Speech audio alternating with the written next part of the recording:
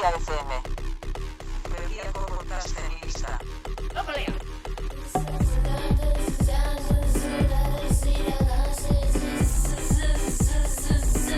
Berria FM.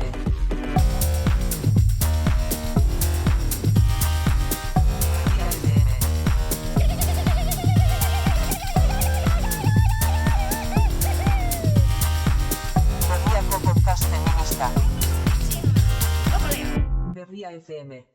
Anes laba egunon, atxaldeon, iluntzeon, esateko ere banintzen, baina ari zezkigu egunak luzatzen, argi orduak behintzat gero eta gehiago sumatzen da, Uxuerrei, kaixo, geroza gertuago dugu udaberria eta ni pozpozik ze egia esan argiak asko eragiten dut, beraz pozik nago, ez dut ukatuko. Beitu, galdera bat dut honekin, ez dakit, lotura hondirik duen, baina galdetu behar nizun, ia ongi lo eginda zauden gaur.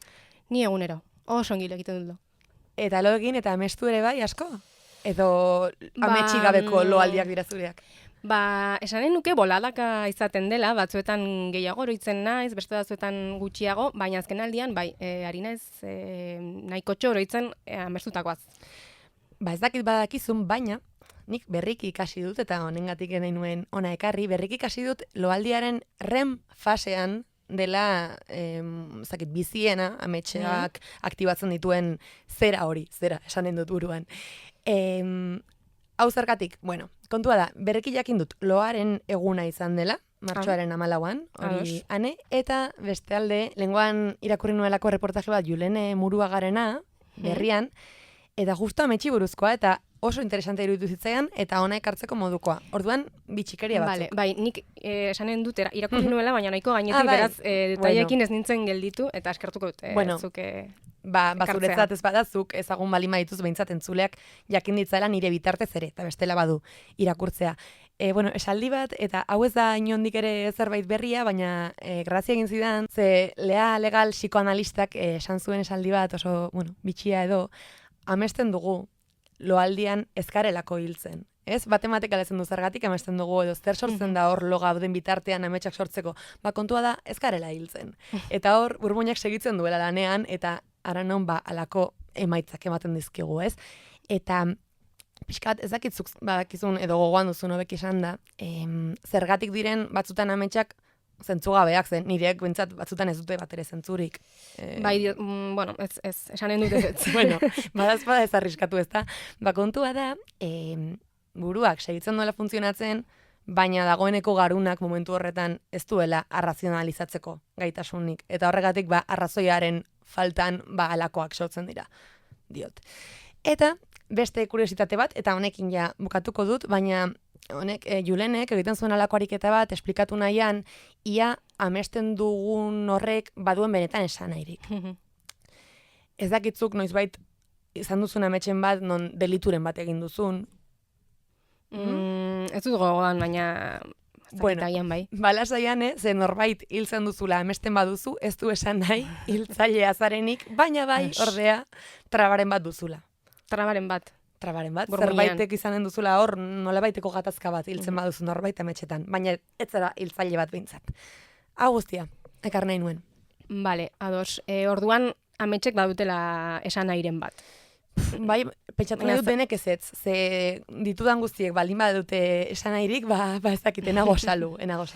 Bai, nire askotan nahiko flipatuta esnatzen naiz, amesten ditudan gauzak gogoratuta, bai. Ez dakit, ez dakit, hau, ane, nik amestu nuen, edo zuk amestu zenuen eta kontatu zenidan. Orduan, botako du zer den gertatu zen hori, eta esanen didazu nirea den edo zurea. Zuk amestu zenuen podcast honetan, Berria FM-en, elkarrezketa egiten geniola Pedro Sánchezi? Bai. Eta gainera, bai, nirea daudela gutxi. Eta gainera grabatzera gindoa zen momentuan, gidoia utxean genuen zuri, eta orduan kristonago bioa sartzen zitzaigun. Pentsatze ongi, irudikatu nuen enekiela, zurea edo nirea zen. Ze esan nahiko zuen horrek, Deus ez da etorriko gaur Pedro Sánchez Espainiako lehendakaria ona. Ez gaur, ez inoiz. Hau nahi nuen aipatu da, zurekin. Oso ongi, mi esker ekarpenagatik uxue, eta aurrera jarraitzeko nik reportaje batez, baina elkarrizketa bat bai nahi nukela gaur ona ekarri ongiru izan bazaizu. Bai, zoragarri, abanti. Bale, arrazoituko du zergatik, baina aurrez titularra emanen dut, esan gabe noren hitzak diren, ea ezagunak egiten zaizkizu, bale? Vale. Hauxe da titularra.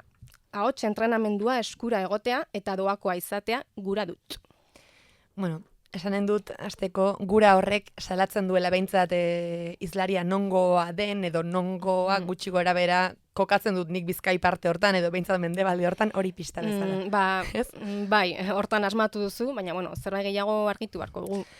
Bueno, ni hontan ere izanen nezuintzoa zurekin, aipatu idazulenago erreportaje hori ikusia zenuela, nik ere aitortuko dizut uste dudala badaki dela nor den hau esan duena eta norena den elkarrezketa. Zeri buruzkoa den ere bai. Hala ere, bueno.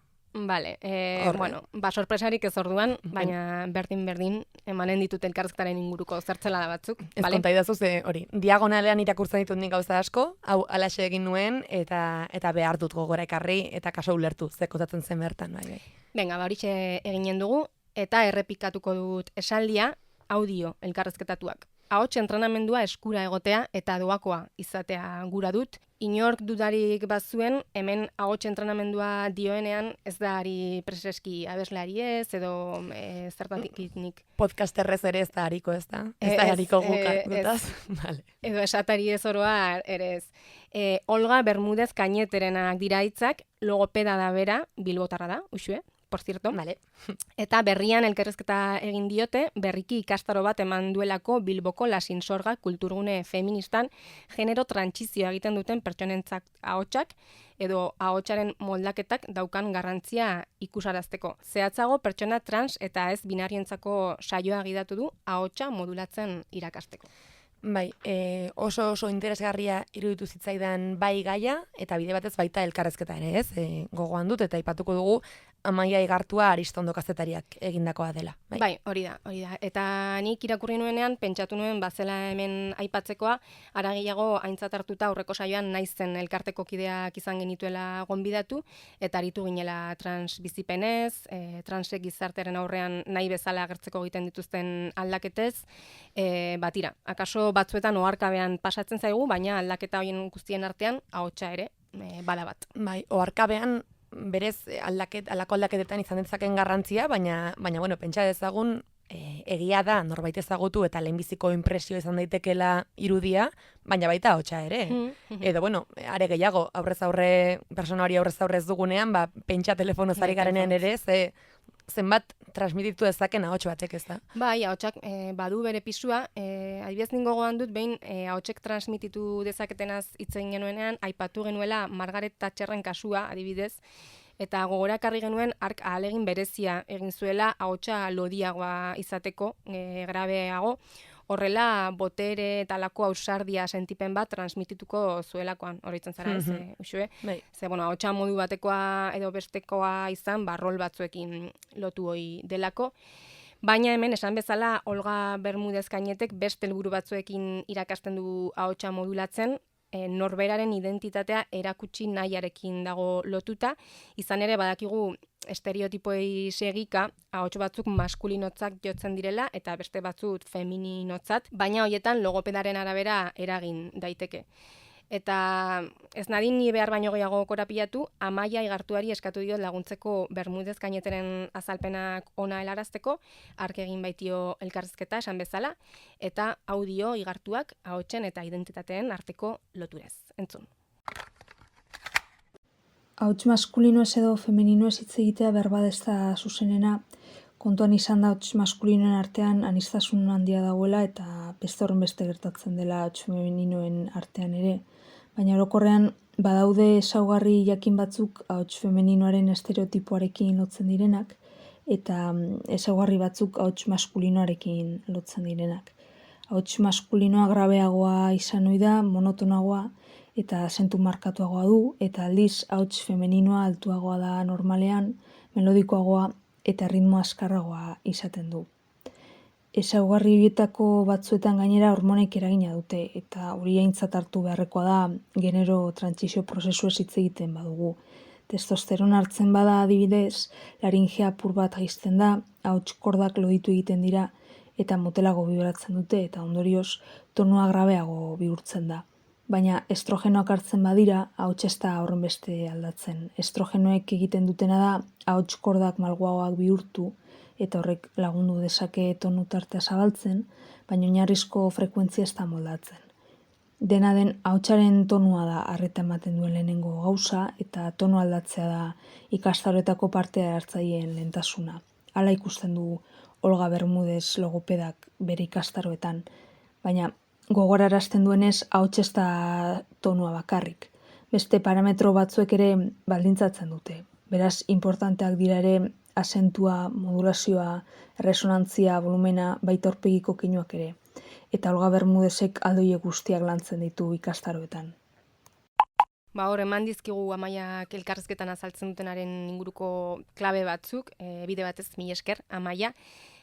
Ahotsaren gai hau uste baino zabalagoa edo konplexoa delako, volumena, tonua, zentua, ritmoa, melodia, gauza pilo bat daude. Bai, eta nik adibidez, elkarrizketa honi eta ondorioz Amaiari esker jakin nuen, esaterako, logopedaren egitekoa askoz, importanteagoa dela adibidez, emakume transen kasuan, gizon transen kasuan baino ez, keraz banaiz hori esan du, ezta? Gizon transek akaso hormonazioa baldin eta abiatu baldin badute, dagoeneko badutelako eraginik ahotsean, ez horren beste emakume transek, kontu asko daude hor, bai? Hori da. Eta emakume transen kasuan adibidez kontatzen du arriskua izan daitekeela ahotsa infantilizatzeko, finagoa eduki nahian tonu altu egitara jotzen dutelako.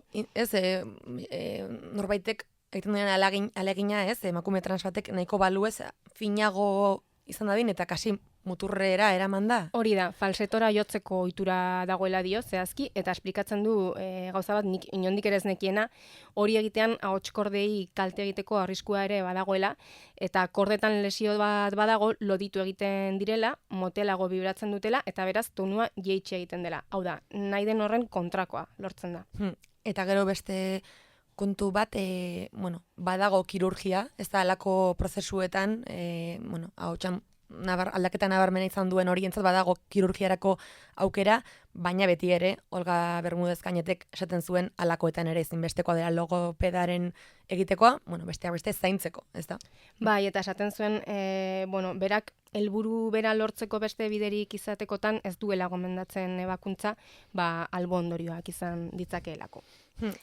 Oso interesgarria da ahotsen kontu hau, eta detaile bat bakarrik, baina uste dut Amaiak esan duela, nola den, ahots femeninoekin lotzen den ezaugarrietako bat dela, azkar hitz egitea. Errepatu diozu horri? Bai, karo ez da bakarrik ahotsa, keinuak, hitz egiteko moduare, hori guztia ere rolekin lotu goi da. Nik behin entzun nuen eta gelitu ditzaidan nahiko hiltzatua zen, nik oso laster hitz egiten dut, eta ez dakitzen den motiboa zehazki, baina zioten emakumeok ohitura genuela laster hitz egiteko, nolabait okupatu nahi dugulako denbora laburragoa. Ez? Bai, ez dugula... esanen nuke, umoregile bati entzun niola hori, baina Maider Galardiri uste dut ere entzun niola hori. Berak ere azkaritza egiten duelako, odolako zerbait bai. Esango dugu, gai interesgarria eta interesgarria elkarrezketa. Beraz, nik irentsi nuen bezala zuek ere irentsi nahi bali maduzue, edo, hobeki izan da, irentsiko dut, orduko hartan diagonalean irakurri nuelako, hortxe duzue. Eta ez dakit orduko hartan Amaia Gartuak Lotxabako atalerako egin zizkion galderak irakurri zenituen. Nik Lotxabako galderak beti irakurtzen ditut, eta hori entzule, zuiakiteko, izaten da, egunkariaren atzeko horrialdean egiten diren elkarrezketa horietan, Lotxabako ditzen zaio bukaeran, galdera motz batzuei. Izan daiteke, horrela akurritzen zaidana. Itxasoa edo ondartza edo zer galdetu daiteke, normalean alako pilula txikiak izaten dira. Bai, eta entzun, irakurri nuena. Bai. Beraz, kasu honetan irakurritzen nuen. Bai. Azkena, ere bai? Azkena ere bai. Okeraz banaiz, uste balin badut hortaz ari zarela, bai, gogoan dut. Eta baitu orain pentsatuta uste badakidea zertarako ari zaren hori aipatzen. Kontua da entzule galdera motzoietako batean kazetariak logopedari galdetzen diola ea ze soinu iruditzen zaioen bereziki aipagarria. Soinu bat galdetzen dio zehazki. Eta bitxia iruditu zitzaidan Olga Bermudez Gaineteren erantzuna, isiltasuna erantzun zuen. Isiltasuna esan zuen, Olga Bermudezek, isiltasuna, eta ez dakit ze interpretatu behar dutan, ari zarela gomendioa egiten isiltzekoa, edo nola? Bueno, berez ez, edo ez isiltzekoa preseski, baina nahi baduzu bai jauzi egiteko gonbidapen modura hartzen alduzu. Beraz, aurrera ginen dugu, ea ze beste ahots dugun zain. Berria FM. Berriako podcasten lista. Berria FM. Ahots gehiago ditugu zain, bai, baina horiek aditu aurretik, zuk elkarrezketa bat ekarri duzunez gogora, nik iritzi zutabe bat aipatuko dut orain. Berriakoa da, hau ere, eta bai, hementxe dut aipatzeko. Bai, uste dut badakiela zein den, eta uste dudan hori baldin bada, oso ongi etorriko zaigu jorratu nahi dugun gaian sartzeko. Hori gara asmatzen, elkarrenak zein diren, aipagai ditugunak. Eta bai, ez dut zalantzarik jakinen duzula, ze irakurri genuenean podcast honetako gaia pentsatua genuen ordurako, eta pentsatu genuen, egileak akaso entzun eginen zigula, zein genuen ideia, ze oso bat dator, ez? Bale, orduan esanen dut zein den zutabea eta nor egilea. Bota dena, bai. Anaia zuen izena, bai ez? Anaia zuen titulua, bai? Eta egilea Maider Galardi, eta nire asko gustatu zitzaidan zutabea. Bai, niri ere bai, eta ongiru itzen bazaizu, hain zuzen ere horregatik, kontatuko dut gainetik bada ere, zer esaten zuen Maiderrek zutabe horretan. Bai, nigatik bikain. Beitu, Maiderrek balizko anaia txiki bat erretratatu du zutabe horretan. Balizko, zenik daki dela Maiderrek anaiarik ez du, edo ez du behintzat izpide bere anaia, artikulu horretan. Gutxi asko hau kontatu du. Egoera hipotetiko horri tiraka, demagun, zure anaia hori duela urte batzuk, 16 urterekin, gimnasiera joaten hasi zela. Hasiera batean, anaia hori, ez zirudien inolako arazorik zegoenik hortan, txarrenera kroasandu eginen zela. Baina horraino, kroasandu, ez dakienarentzat, irudikatuko duzu gorputz bat non besoak eta bularrak eta bizkarra oso garatu dauden, Ulertzen da. hankak ezain beste, bai, ezta? Txarrenerak kroasanduko zela, uste zuen, baina horraino gehienez ere. Baina bapatean, zu sorbalaren gainetik begiratzen hasi da, anaia hori. Garaile pentsamendurik ez duzulako. Eta ez duzulako zure gorputza behar bezala zaintzen, eta neskekin negoteari ere utzi dio berak. Baina zergatik? Haiek ez erasotzeko, eta laster intzel bat izanen da. Uste duen horietakoa emakumeok gaur egun edozer hartzen dugula erasotzat. Eta hori bakarrik ez, azkenean ikusiko duenean poliziak bere lagun ekuadortarrak kalean arrazoirik gabe gelditu duela, lagun horri esanen dio hori ez dela arrazakeriagatik. Bere lagunari esanen dio kontrara, izatekotan, hori gertatu zaiola ez duelako bere buruarengan konfiantza nahikorik. Horixe gutxi gora bera, Maiderrek, anaia izenburupean irudikatutako mutil gaztea. Deitu intzel, deitu jimbro, edo deitu nahi bezala. Nik ez dut anaiarik, baina zerraz identifikatu dudan profil hori, eta ze nagia eta zen nazka esanen dut. Nik badut anaia bat, baina zorionez xalogu da hortatik, aipatuko dut hori, eta, ez zaigu zaila, edo nola ere, ez, egiten Maiderrek deskribatutakoaren antzeko gizon gazteak irudikatzea, zen naiz eta agian ondoan antzekorik ez izan, edo bai, baina ez izan da ere, gero eta gehiago ari gara ikusten alakorik. Batik bat, sare sozialen bitartez, askotan norbere garapen personaleko diskursoak erabilita, ideia eskuindarrak eta antifeministak zabaltzen dituzten gizon gazte mordoa dago. Bai, olako korronte edo ezakit nola deitu bat sortu dela, joera nahiko erreakzionariak dituzten gizon gazteena, nahiko diskurtso antifeministak dituztenak gainera, besteak beste, eta arlo digitalean bereziki eroso dabiltzanak, eta hoiei buruz hitz egin nahiko genuke gaur. Arlo digitala eta, Instagram erabiltzen duenak ikusiko du aixe alakorik, TikToken dabilenak igualare eta gehiago, bai, aixe aurkitzen dira, ez daude ezkutatuta ez. Eta hauek ez dira bakarrik Maider Galardiren, eta gure, eta beste batzuen inpresioak, sentsazioak, usteak, datuek ere erakusten dute badugula zertaz kezkatu, edo arrazoiak beintza baditugula mutilgazten egungo joera sozial eta politikoi buruz hausnartzeko. Bai, ze azken urteetan, seguruenik gizartean gertatu diren aldaketen ondorioz, olatu feminista bat izan da, eta horren aurkako erreakzio antifeminista bat ere bai. Eta sarritan entzuten eta irakurtzen ari gara, adituek eta ikerketek belaunaldi gazteen eta zehazki mutil gazteen joera ideologikoen inguruan esaten dutena. Datuekin frogatua dagoena gainera, eta egia esan da, uzten duten diagnostikoa ez da bat ere ona. Ez bat ere, nahiko kezkagarria da bai. Eta esparru zabale edo orokor bati begiratuta, adibidez, berriki irakurri dugu Financial Timesen analisi batean bildutako datuek erakutsi dutela, hainbat herrialdetan, ala nola estatu batuetan, Erresuma Batuan edo Alemanian, Gizonak emakumeak baino 20-30 puntu konservadoreagoak direla, eta bereizketa hori urte gutxian areagotu egin dela. Edo adibidez, Alemaniako azken hauteskundeetako emaitzei begiratzen badiegu, ikus dezakegu zeta belaunaldiko gizonek Alemaniarentzako alternatiba alderdi ultraeskuindarra bozkatu zutela, lehen indar gisa, eta haien adineko emakumeek berriz Die Linke aukeratu zutela. Alegia, Alemaniako aukerarik ezkertiarrena, edo. Hauek bi adibide, baino ez dira, baina bada joera baten erakusgarri. Bai, eta gure ingurura begiratuta, hemen ere baditugu honen inguruko ikerketak eta datuak, eta oso gainetik aipatuko ditugun arren susmo batzuk baiestatzen lagundu dezakete. Ze esaterako Euskal Autonomia Erkidegoko Arartekoak iazko urrian aurkeztutako txosten batek erakutsi zuen Arabako, Bizkaiko eta Gipuzkoako mutilak gero eta gehiago ari direla aldentzen feminismotik. Zehazki ikerketa egin zutenean lurralde horietan bizi ziren neskagazten erdiek baino gehiago esan zuten oso feministatzak zeukatela beren burua, baina erantzun bera eman zuten mutilen kopurua nabarmen apalagoa izan zen. 130 inguru. Are gehiago, txostenak esaten zuen mutilgazteak gero eta urrunago daudela mugimendu feministatik seinalatuta sentitzen direlako. Uste dutelako aldarrikapen batzuk urrunegi eramaten ari direla eta diskurtso feministak errua beraiei egozten diela. Eta besteak beste indarkeria matxistarekiko ikuspegian ere desberdintasunak erakusten zituen ikerketak, emakume gazte gizonek baino argiago baitute indarkeria horren garrantzia.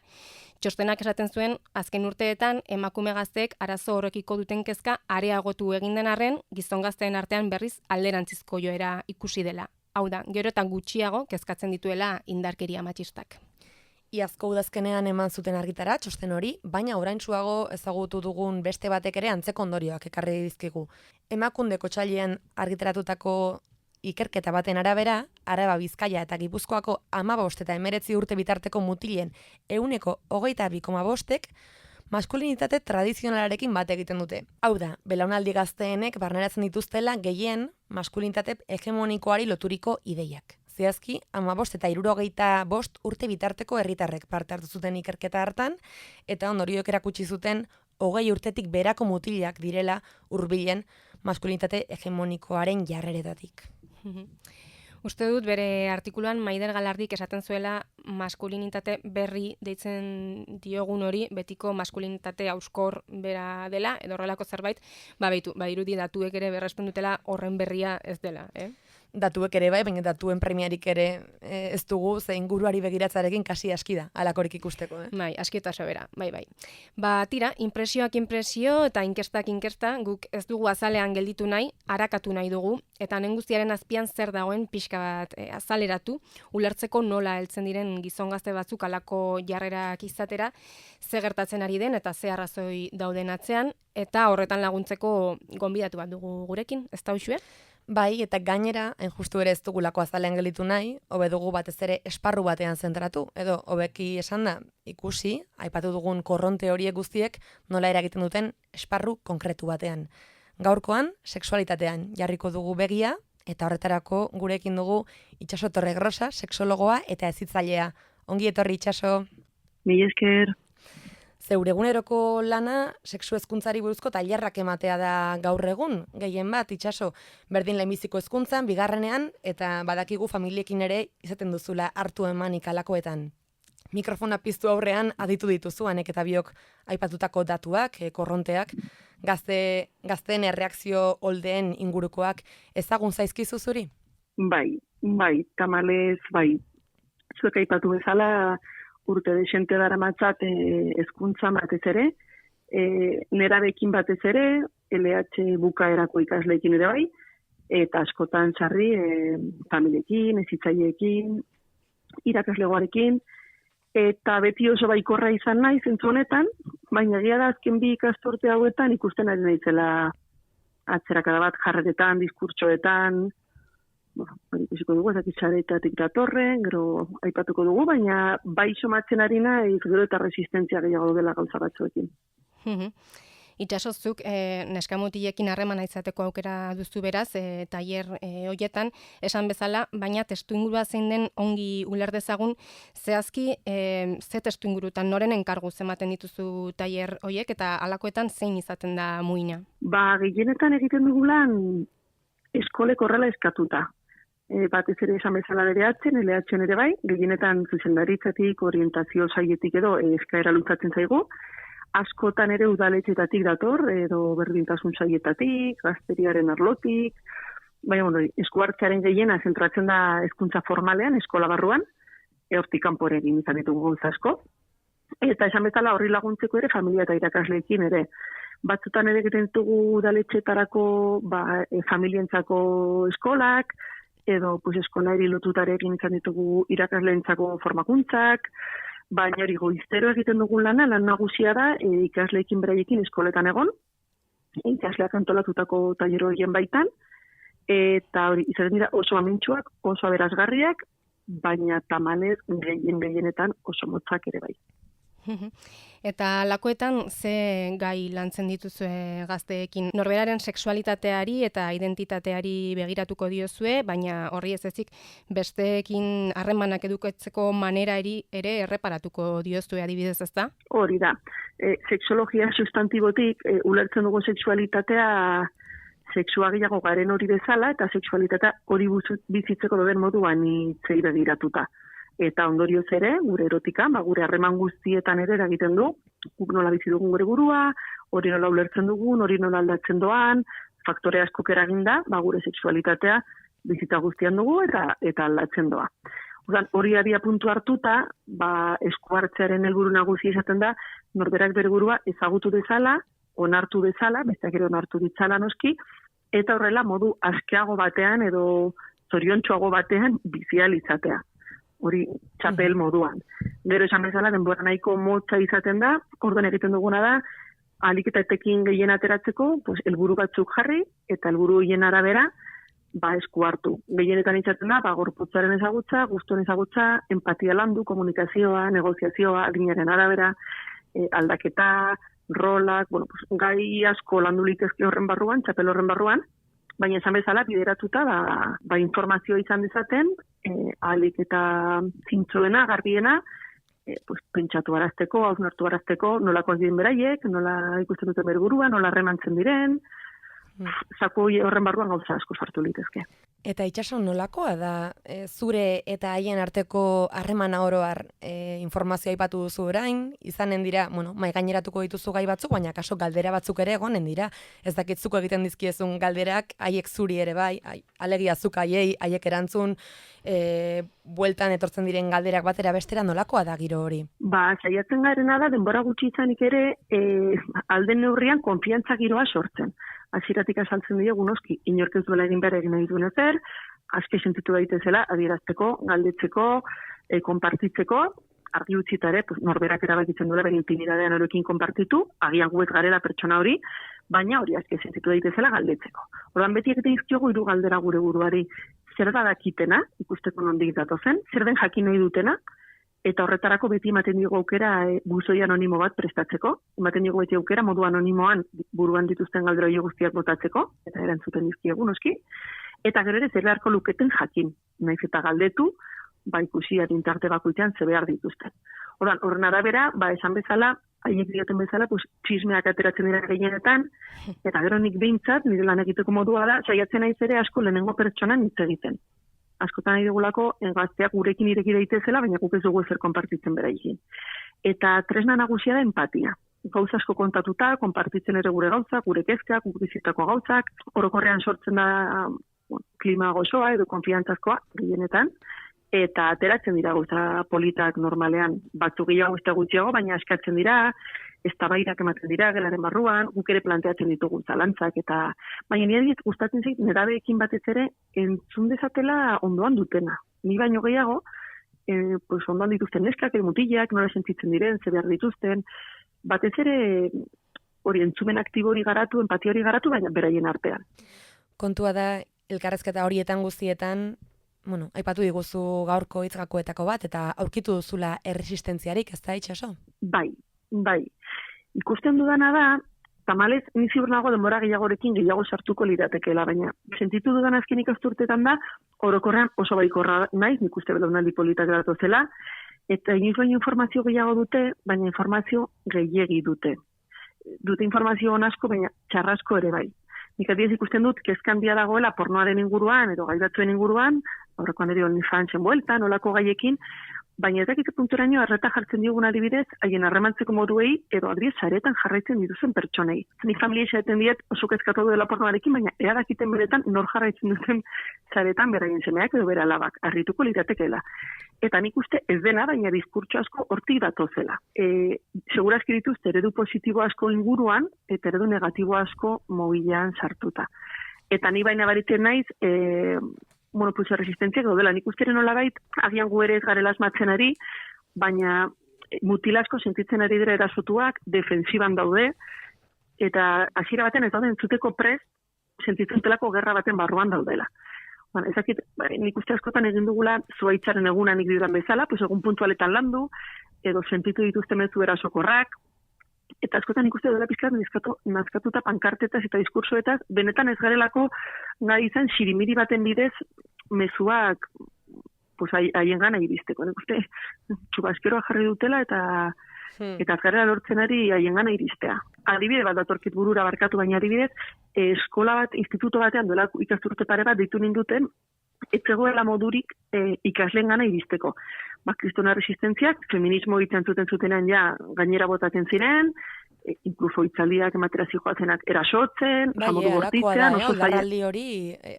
Ez da orokorra, baina kasu horretan, zuzenean pertsona horren gana erasokor modu oso zailean.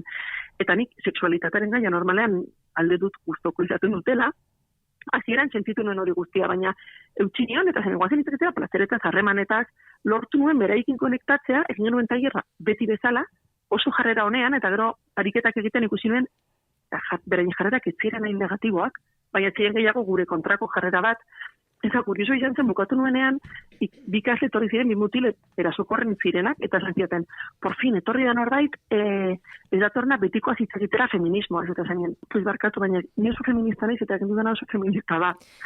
Eta harrituta geratu ziren. Claro. Harrituta hori, entzuten ari ziren hori bat zelako feminista, baina haiek beste, ez dakit, beste zerbait espero zuten, edo sorpresa hartuko zuten, haiek ere. Bagian ez ziren erasotuak sentitu, entzunda sentitu ziren, jaso zituzten mezuak, de hecho, esan ziaten, eske por fin izan da guri bere balio diguna. Baina, esanien, eta esan zuten, eske feminismoa, claro, baina, adibidez bat besterik eza, baina, pues askotan, batzuk ez daudintzuteko prest, eta nik uste gueri igual batzutan ez garela asmatzen ari, adin batzuetan behintzat, haien gana iristen. Bai, azken finean ez dira garai errazak, aldaketa handiak izaten dira adin hoietan, norbere identitatea iraikitzeko garai garrantzitsuak izaten dira baita ere, eta agian adin batzuetan ez dira kontziente gauza batzuetaz, baina adin batetik aurrera orokorrean bai, zuk ze adinetan ikusten duzu gertatzen dela aldaketa bereziki. Adibidez, ze adinetik aurrera gerta daiteke ideologiak sartzea ekuazioan, esaterako korronte feministak edo antifeministak, baita sexualitateari dagokionez ere. Uste dut, azten direla esartzen jaiotzen diren momentutik. Aurretik esango nuke. Askotan joera duguna da, olako diskursoak, feminismoaren azalpena, rolena, sexualitateari buruzko gauza asko, berandu goaz askotan. Itxiten dugun erabetzarora, pues orduan azten direlako jarretaziat batzuk, gure beldur batzuk, orduan geratu daitezke, gaixotu daitezke, erasotu dezakete, eta orduan azten gara esku hartzen. Eta diogu harretari jartzen aurretik pasatzen guztiari. Eta nik uste norberaren nortasuna, identidadea, ideiak, nik esatu beti aurrezkuntzan eta lehen hezkuntzan batez ere doala sortzen gure bikote eredua, gure gorputez iragarri eredua, gure harremanak kudeatzeko eredua, gatazka kudeatzekoa, hori guztia sortzen da observazioaren bedi txiki-txikitatik. Orduan, askotan ikuste berandu goazela. Gure hitzen gaitu zenean, homofobia dago eskola batean. Pues amasi urterekin hori lantzea oso zaila da. Porque seguramente jaso dituen mezuak, claro, jaso duen motxila ordurako oso handia da, orduan. Resistentziak erasko handiagoak izango dira. Adin batetik aurrera gauza horiek ageriakoagoak dira, edo gaztetxoak beraiek kontzienteagoak dira horretaz guztiak, baina askoz lehenagotik datorrez. Noski, horazten dira adierazten. Eta seguruena, horazten dira gian guri kontra eramaten. Zuk esan bezala, nortasuna garatzen ari dira, independizatzen ari dira, ideia propioak izaten azten dira, esaten diguna kuestionatzen azten dira, eta agian horret ikusten ditugu ondorioak. Baina hori ez da horrazi, horazko ez lehenago hasi da. Eta horretarako behar da, sexu hezkuntza pila bat, eredu positiboak eman txiki-txikitatik, gauza dietaz hitz egin, hori guztiak da txiki-txikitatik, eta erakutsi bestelako eredu batzik. Nik esaten diet beti familiari, askoz garrantzitsuagoa dela, esaten duguna baino egiten duguna. Esaten aldiogula gauza bat, baina benetan egiten duguna da ikusten dutena. Niri izan didate, nire mutil batek izan zidan behin, nire gurasoak esaten etengabe, egin bar dela berdina etxean, nire etxean egiten duena nire amak. Gauza askorekin aldera genezake, hori ikusten dut, askoz adibide, ez dakit, diferenteetan ikusten dut hori, adibidez, nahi dutenean guraso batzuek seme-alabek hainbeste zerabiltzea sakelakoa, baina haiek aldi berean egun osoa sakelakoa eskuetan, edo euskarako kanpainetan ere ikusi dugu hau, ezta, bazakoen lelo bat, nola zen, aurrean heldu edo ez pixka bat hizkuntza ohiduretan ere ikustezaten seme-alabek nola jokatzen zuten seme-alabek, gurasoek euskararekiko eta berdin, hontan ere berdin, ez da feminismoari loturiko kontuetan, noski.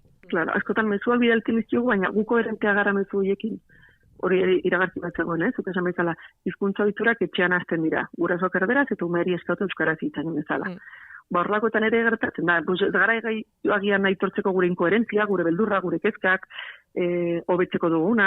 Orduan esaten digu zer egin behar duen, baina ez dator oso bat ikusten dutenarekin. Eta benetan pisua daukana beraintzako da ikusten duten hori. Edo esaten digu beste gizon eredu bat dagoela, baina ikusten dituzte beraien inguruan. Eta horrela ez gauza pila batekin. Gero, adin horretan ere, pentsatzekoa da ezberdintasunak egonen direla, noski, guztiak ez dira berdin garatuko, baina generoari begiratuz gero, zein izaten da orokorrean aldea mutilen eta nesken edo genero disidentzien artean. Ze irudipena da, eta datuek ere horixe diote, zenbaiten korronte antifeministek talka egin dezaketela neskek edo beren buruak feministatzat daukaten gainerakoekin, hauek gero eta feministago direlako nolabait. Zuk somatzen duzu adin horretan mutilen eta nesken artean alako arrakala bat sortzen edo areagotzen dela? Esan bezala duela gutxi arte ez nuela inbeste ikusten, aliantza gehiago ikusten dituen, baina orain resistentzia horien ondorioz, ikusten dut polarizazio handiagoa. Eta neska edo mutil eredu bestelako baten artean eta mutil prototipoaren artean, talka baino distantzia geroz eta handiagoa. Ikusten dudalako askotan, ez beti kortzen ari naiz, baina neska asko daudela beste momentu batean, beste fase batean, beste prozesu batzuekin, eta mutilak daudela asko, ez guztiak noski, baina hortik oso urrun. Ez gaituzte jarraitzen. Nire markatu ninduen asko, nire irakasle izandako batek, eta gaur egun lagunden batek, Jose Rolandarro eta Jauregik, sexólogo batek, duela gutxi izan zidan. Los chicos de hoy en día están buscando chicas que ya no existen, y las chicas buscáis chicos que todavía no existen.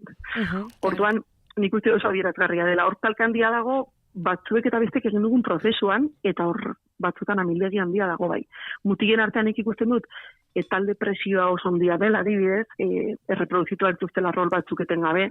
Adibidez, nik egiten diet jolas bat, DBH laun batez ere, nonekin behar dizkioten, printzipio jarri behar dira neskek eta mutilak bitaldetan eta galderak elkarri. Eta askotan pasatu zait, neskek mutilei galdetzea, ea zergatik diren hain jatorrak bakarka eta anormalak taldean. Nik hori sentipen hori partekatuko nuke, nik ere hori pentsatu dut askotan, eta egia da itxaso, maskulinitate patriarkal edo hegemonikoen oinarritako bat, korporatibismoa dela diogunean, hontaz ari gara, ez da, gizonen arteko konplizitatez, anaidiez, ez, elkarren babesean, orduan bai, ateratzen dutela alderdi hori aretan nabarmenago, ez?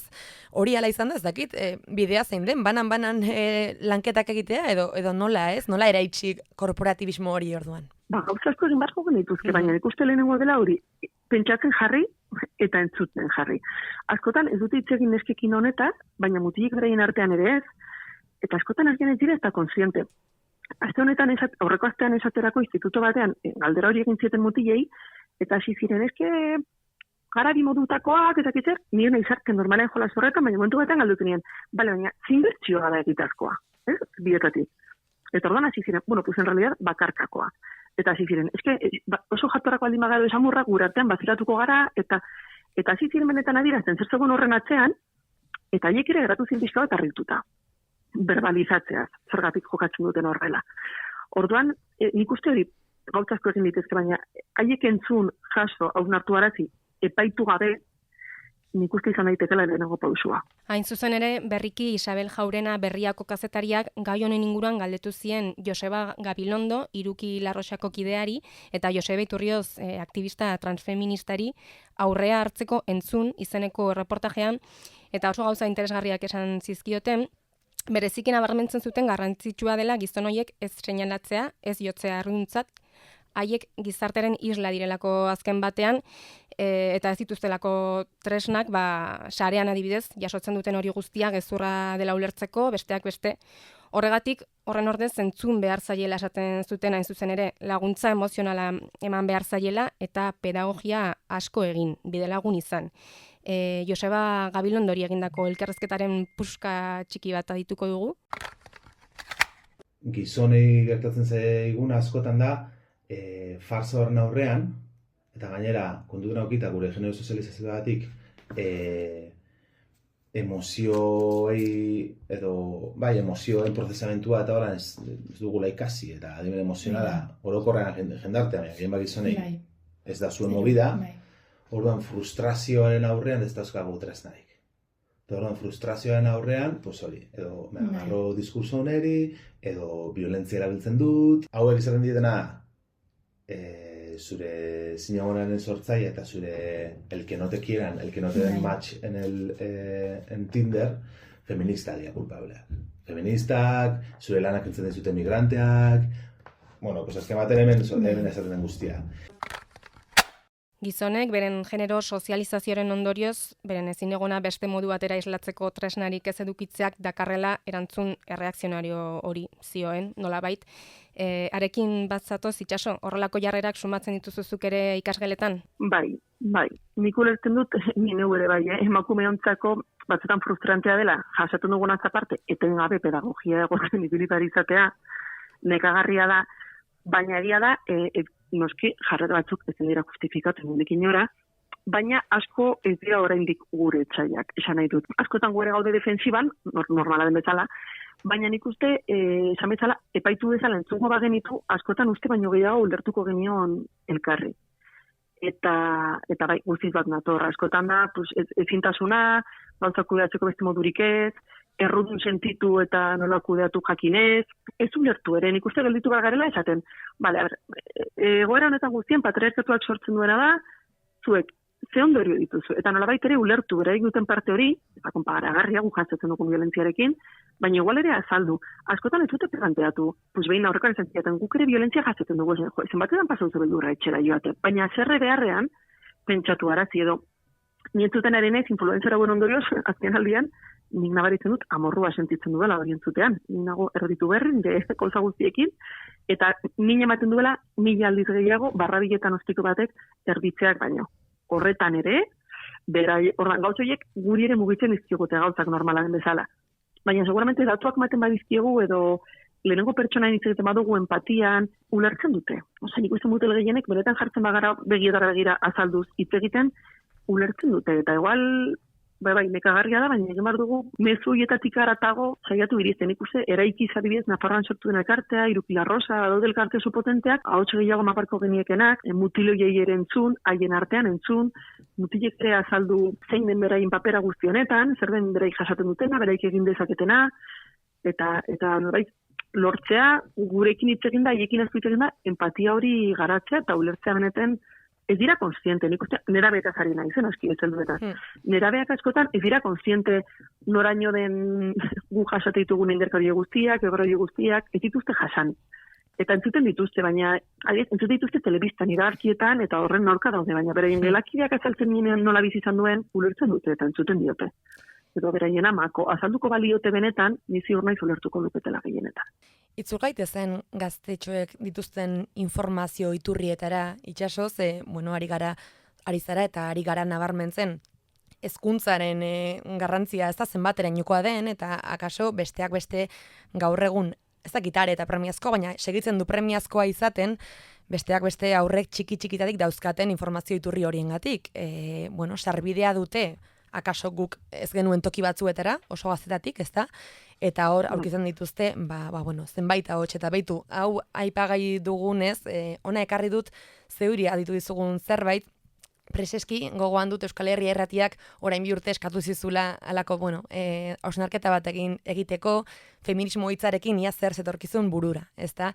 Eta gogoan dut Itxaso eta hemen apuntatua zenioela, feminismoa dela, batetik, harreman osasuntsuak sortzeko bidea, zaintza partekatzekoa, aniztasuna besarkatzekoa, eta beitu, hau ere bazenioen, bada zabalkuntzekin amaitzeko eskuinari boteredunei eta hauei ahotsa jartzen dieten influencer eta opinologo matxirulo horiei aurre egiteko modua. Nik uste hemen influencerrak, opinologo matxirulo, behintzat iritzi emaile hauek, gaur egun saretan hain indartsu daudenak, hoiei erreparatzeko premia ze handia den orain, ez da? Inoiz baino gehiago, ez nituenik buruan itzuiek, baina errepikatuko nituzke nik uste. Lehen esan dudan bezala, ez gara konskiente horrek aztengan duen eragina. Eragatze horiek matxirulo izan daitezke eta heldutzen ari dira, eta askotan esan bezala berandu goaz. Eta hor dago mundu paralelo bat, askotan heldu hori eskapatzen zaiguna, nik horrekin kriston kaina ematen ditu irakasle eta familiei, ez garelako konskiente. Nik itxeketan duen beraikin, jarraitzen dute benetan jende pila bat, eta ematen dieten legitimidadea da ikaragarria. Niri eskotan diskutitzen diotenik ezetan duan zerbait, entzun diotelako tiktokerreko norbaiti, eta diradin bat oso vulnerableak direnak, esponja hutsak direnak, eta dependenzia eredu saltzen dieten, nik uste, oldaraldi honen arrazoi nagusietako bat, direla influencer horiek. Eta komentzitua esaten dut. Eta eskotan, nik esaten dut familiei, epaitzen ditugu ez ikusi hori, baina igual esan bat diegu, zeren zuten ari zara. Eta lagundu desgolazatzen, eta sartu, eta nik daukat Instagram adiez bakarrik kotiatzeko gaztek jarraitzen dituzten pertsona horiek, porque ez badakigu zertazar diren, nekez argudiatzenako digu zergatik ezen egia. Nire eskotan esaten dute, etengabe zaudete esaten eduak pornoak gezurra dela, baina zergatik, inortu digu azaldu. Etengabe zaudete esaten, harremanak ez diren horlakoak, baina nolakoak diren, askotan ez dakigu harremantzen, lagundu. Orduan, igual sartu gara horretara ere bai, azaltzera, epaitu beharrean berriro ere, eta esan beharrean hori impresentable hutsa da, naiz eta pentsatu, lagundu behar diegu kritikoak izaten, hori filtratzen, hoiei bainbesteko boterea ez ematen, baina horatzean dagoen mundu hori niretzako horrek ditu ondorio larriak, eta izango ditu gero ere ikuste. Jakimina dut eta egia da, porno aipatu dugu arestian, orain berriz aipatu duzu, pornoa bada, ezakita aspaldi da, baita familien kezken eta, askoren, kezka iturri bai, baina behituzuk, gainera, esan baldin baduzu jarraitzen dituzula alako kontuak Instagramen, akaso beste hau ere egin zaizu ezagun zuri, incel ez da, emagineko hasierarizkorreta izan genuen behin gurekin podcastean, eta hortarazpena egin zigun horiei buruz. Incelak dira, besteak beste, aldarrikatzen dutenak, bikotekidea izateak ez duela merezi, eta oso arrazoi konkretu batekin lotua, beti ere, ez besterik gabe. Izan ere diote bikotekide izateak edo beki esan da neskekin, emakumeekin normalean harremantzeak ez dute duen trabatuko norberaren garapena, ez da, pixkat alako arrazoiak emanez egiten dute alako diskursoen, bai, aldarria, ez da, horiek ere ikusiko dituzu beraz, ez saretan soilik, baita ikaskeletan ere. Bai, gero dituzka reproduzitzen bere horretan, baina ere horrelako mezuak zabaltzen ari dira. Pues ez dituztela behar, beste gozaletutan zentratu behar direla, gero zen esanik ez, gure salaketazko gestura direla, guk ere badugula gure, daudolako mezu pila bat, agian momentuan ez dituzte sinisten, baina gero eta gehiago entzun, barreratzen doaztenak. Nik adiez mezu hori ez duten beste entzuten gazten artean egia esan, baina gehiago resistentziak de feminismoaz behar urrun egibizten ari zarete, betikoarekin zaudete, horrelakoak nahiko ohikoak dira tamalez. Incel terminoa aipatu dugu, eta beste termino bat ere ekarri nahiko nuke gogora, manosfera, espazio digitalean feminismoaren kontra edatzen diren edukien multzoa da, azken urteetan asko zabaldu dena eta zabaltzen ari dena. Manosfera funtsezkoa izaten ari da feminismoaren kontrako diskurtsoak eta orokorrean diskurtso eskuindarrak zabaltzeko, eta gazteek oso eskura dute hori dena, esaten ari garen bezala. Eta argi dago gazteen erreakzio matxista handi batean etorriko dela orain arte zituzten privilegio eta botere batzuk galtzeko beldurraren ondorio gisa, baina iruditzen zait maila handi batean zeurikusea duela beste honekin. Duela gutxi arte naiz eta matxistak izan, ez duten astakeria joan guztiak iragazkirik gabe lauaizetara bota eta txalotuak izateko gaur egun dituzten plataformak. Beste batzuk izanen zituzten, baina ez hauek, ez manosfera, eta orain ez dute erreparorik matxistak direla baieztatzeko, eta egiten dutenean txalotuak izaten dira. Beraz, agian ez dira bereziki matxistagoak edo, baina gehiago adierazten dute. Zalantzari gabe. Seguro nik zandorrek guztiak hori pentsatu izan du beti, baina bazikien ez zela politiko zuzena, ero ezin zela izan. Ez zela onargarria bintzat, holako astakeriak botatzea. Gaur egun hori bakarrik ez, baizik eta jasotzen dituzte kriston txaloak, eta idolatratuak dira, eta komunidade baten eredu dira. Ordan nik ikustut hori zabaltzen ari dela. Lehen esan zezaketen ez, nik LGTBiaren ez, uler dezaket, baina ezkenik nire erlijioagatik ezin dut ulertu, humiltasunetik, ez, uden zalantzak, baina beste modu batean. Horrein ikusten duena da, oldarkorrago dela, arrotasunez gainera. Osa, nik entzun izan ditut, eta ereduan, eta zamatxiruloa naiz, eta arro nago, ez dakit nola esan. Hor dago nik uste manosfera horren bueltan, bai, arrotasunari heltzen ari dira. Mikrofono gehiago dute, baina gainera hori txalotuak dira, eta askorentzako olako personajeak idolo izatera iritsi dira. Horren aurrean eredu falta ere izan daiteke huts importante bat, dagoeneko aipatu duzu, baina maskulinitate cis heteronormatiboetatik haragoko erreferenteak ere agian falta zaizkie haur eta gazteei. Zein izan daiteke bidea? Horri begira adibidez zer ardura edo zer egin dezakete irakasleek, gurasoek eta oro har gazte hauen inguruan dauden gizon helduek adibidez? Azteko jarrera horiek ez txalotu, baina aldi berean, lehen bezala, entzun eta gauza hauetaz hitz egiten hasi. Askotan etxeetan eta eskoletan ez da hitz egiten gauza hauetaz, eta hitz egiten denean da bakarrik haserre tono batean isilarazteko. Baina izan du bezala, ez da elkarrizketa bat emateko, hausnatu arazteko dinamikak, maitasun romantikoa dela, influentziara hauen mezuak direla, nik uste denborazko inbertitu behar dugula eta gogo handia entzuten hitz egiten, hausnatu arazten, beste eredu batzuk ematen, pentsatu arazten zergatik diren jarrera batzuk eta ez beste batzuk, empatizatzen ondoan dutenarekin, dela pertson neska trans bat, dela neska cis bat, dela igualdit, bakoitzatuen zapalkuntza hori ulertzen. Egon behar bakoitza bere trintxeran defendatzen berea, igual malgutu balko genuen eta esan guazen hitz egiten gauza betaz, epaitu gabe. Nik esaten dut ere familia. Esaten badigu pornoa ez ikusiko dute berdin, baina ez digute kontatuko eta gian kulpa sentituko dute. Esaten badigu ikusten badutzu, konpartitu nirekin, esateko zereten egia, epairik ez dagoenean, segurazki errazago izango da kontatzea edo galdetzea zalantzak dituztenean, hau egia da, hau ez da egia, zer deritzotu honi buruz, baina normalean norbaitek epaitzen gaituenan ez digu gehiago kontatuko.